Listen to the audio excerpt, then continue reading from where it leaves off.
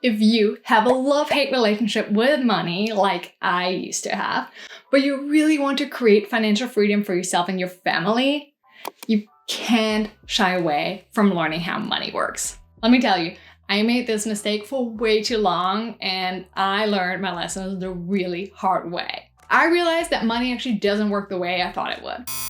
But my entire financial situation started to change once I got my hands on these 7 best personal finance books of all time. It's an understatement to say that these books completely transformed my life. So, in this video, you're gonna get a summary of the world's best financial knowledge that I learned actually by reading these amazing books. And so what I'm gonna do is I'm gonna summarize the one key takeaway from each of the book for you, and I'll give you some actionable tips to actually get you to financial freedom the easy and the fun way based on what I learned. And if I can transform my financial situation as someone who had a pretty messed up relationship with money growing up, so can you. And let me tell you, it's way easier than you think it is. So, with that said, let's get started from least to most influential personal finance books. 7th on my list, Rich Dad, Poor Dad, a real classic. I remember the day like it was yesterday when we moved into our first house, and I was thinking to myself, wow, we're homeowners now, and this is really cool because it's such a great investment. Boy, was I wrong. Because if you add up how much you pay in interest, property taxes, insurance, ongoing repairs, and you realize that you actually get zero money back in return unless you sell the house and it has gone up in value, you seriously start to question buying a house. In the majority of cases, buying a home and living in it without actually getting any money back is not a smart financial decision. That's why it's actually a really great idea to have like a mother-in-law suite or a duplex, and you rent part of your property out. Or ideally, you rent it all out. Whenever I purchase anything big, I always ask myself the same questions. Is this an asset? How can I turn this into an asset?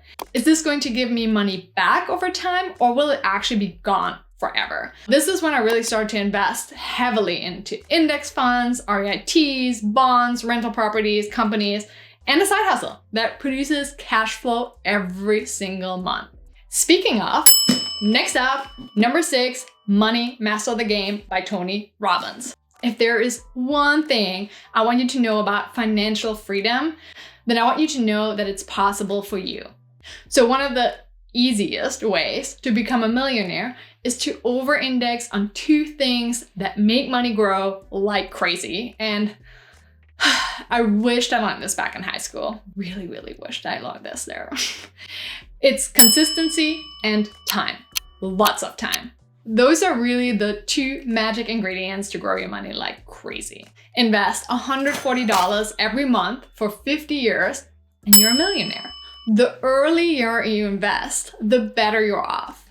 So why is that? The magical ingredient that grows your money like crazy is called compound interest over time. Oh, by the way, there's a really cool calculator you can play around with where I get all my numbers from, and I will make sure to put it in the description down below so you can play a little bit around with it too. It's so much fun.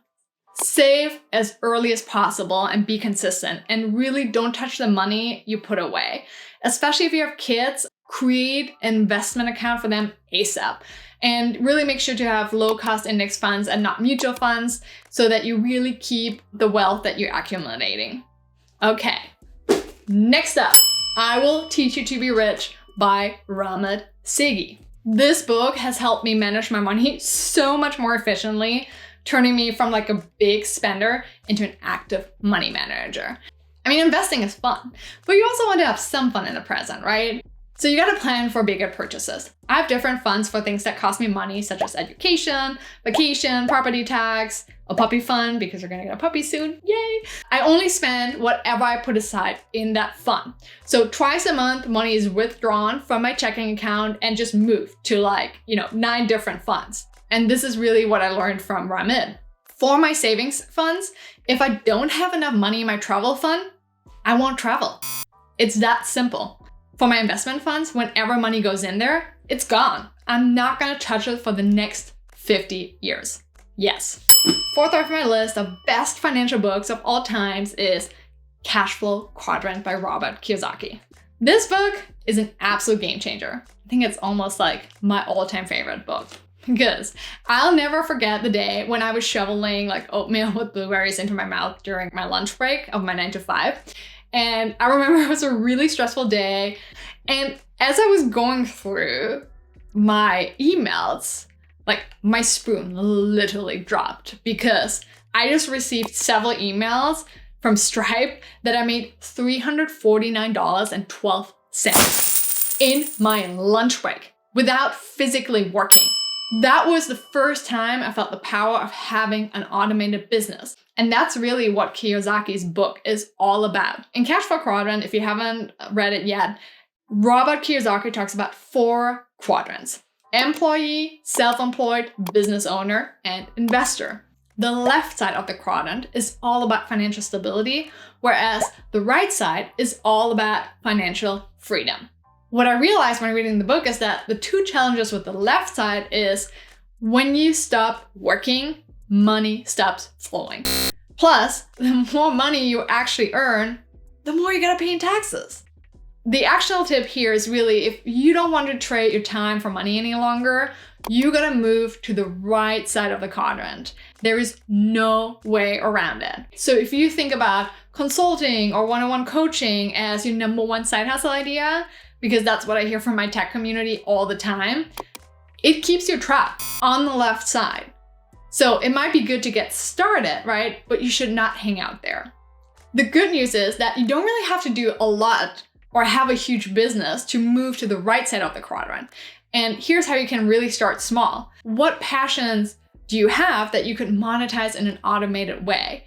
For instance, could you become an author and self-publish your first book ever on Amazon? Could you start a YouTube channel and review your favorite board games?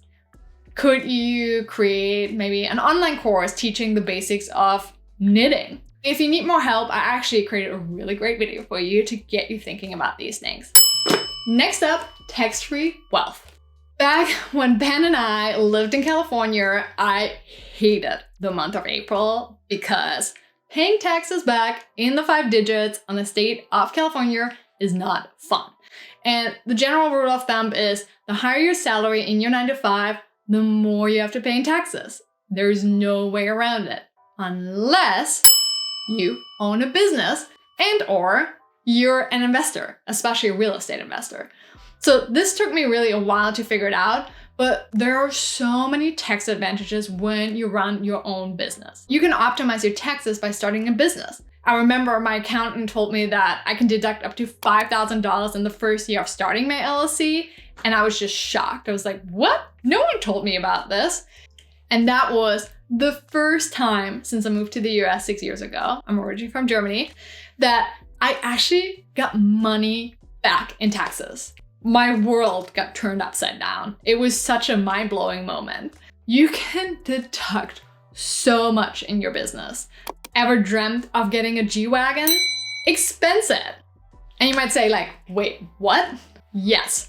Fun fact, the US government actually helps you write off a Mercedes-Benz G-Wagon as a tax deductible. Here's what section 179 of the tax law says. If your vehicle has a gross weight above 6,000 pounds, but below 14,000 pounds, which a G-Wagon has, you receive a maximum first-year deduction of up to $28,900 in 2023. The rich get richer because they know how to optimize for taxes, and their business supports their lifestyle with pre-tax money. So once you really realize how much you can deduct in a business, you think twice on whether or not you should actually buy something with your post-tax salary versus your pre-tax revenue from your business. However, disclaimer here, please do me a favor, don't just start an LLC to deduct taxes. The IRS will definitely see through that, so make smart and reasonable financial decisions for your business. Number 2 on my list of best personal finance books of all time, You're a Badass at Making Money. When my father kicked my mom, my brother, and me out of the house in the middle of the night when I was 4 years old, we had to start from zero. And it's safe to say that I had a pretty messed up relationship with money because money was always scarce. I really grew up with a lot of limiting beliefs around money, like we don't have enough money, like should we fill the car with gas or go out for dinner, or also the rich are greedy. So reprogramming those beliefs has been really fundamental in increasing my earning capability. What I learned in Jen's book is that money is energy. I know, it sounds a little bit woo-woo, but hear me out on this one. All the limiting beliefs around money put me really in a scarcity mindset, and it lowered my frequency to actually attract money. However, if you think about money as really abundant, you're just operating at a different frequency, at a higher frequency, and you start attracting money like crazy. So think about it this way, right? If I say like, oh, I used to think money is for greedy people, it carries very different energy than money helps me unlock the best version of myself so that I'm better positioned to serve the world. Very different, right? So here's an actionable money tip. And it's a really weird thing that I do, but it totally changed the game for me. So give it a try and let me know in the comments if you did it or not. What I did is I hid $20 bills, like literally everywhere in our house. So when I open my pants drawer, I will find a $20 bill. Every time when I find a $20 bill, I say a positive affirmation out loud, such as, money is my best friend, or I love money, money loves me back, or things like that. And you're probably saying, like, oh gosh, Fabi, you're crazy. But get this, okay? After doing this exercise for just a couple of weeks, I literally just got a check in the mail from my dentist of like $461.82. And it sounds wild, but trust me, try this out. Money is energy, and you really gotta get to a higher frequency to attract money and abundance in your life. The relationship that we have with money also is very determined by how we feel about ourselves. And I came across this really amazing quote by Chris Lee once that said, your self-worth determines your net worth. And I think he's so right about it. Number 1, think and grow rich. Of course, the best way you can ever spend your money is by investing it in yourself. So when I read Napoleon Hill's famous book that you probably heard of a lot, I have to say I struggled because this book was written in like 1937 and it's really hard to read. I'm a non-native speaker, but when I reread it a few times, that's really when things started to click for me. And I really realized the meaning behind his words. Then it's like, what? Because if you want to earn more, you just need to provide more value. And you provide more value when you have better skills. But you can't just have any skills. You need to have really specialized knowledge that you can charge money for. That's when I really started investing heavily into acquiring new skills, such as being better in storytelling, building sales funnels, you name it. But the book also taught me a very important lesson. Whenever I try to learn a new skill, I just hire a coach, someone who already has specialized knowledge. Because here's the thing. Why would I even reinvent the wheel and waste years of my time trying to learn the wrong things, right? Time is scarce. So what I really want you to do is imagine your ideal day. What does it look like? And now the question is, what skills do you need to actually get there? And then write them in your journal. Focus on really mastering that particular skill really, really well. And then find whoever is best in that industry, or just at least someone who's just a few steps ahead of you. And that's where you want to go. Now, I really want to hear from you. Since this is a community focused on personal and financial growth, what's been your number 1 financial hack? Please post it in the comments below so that everyone can really benefit from it. Also, if you're interested in building a side hustle that truly excites you, make sure to check out these videos right here.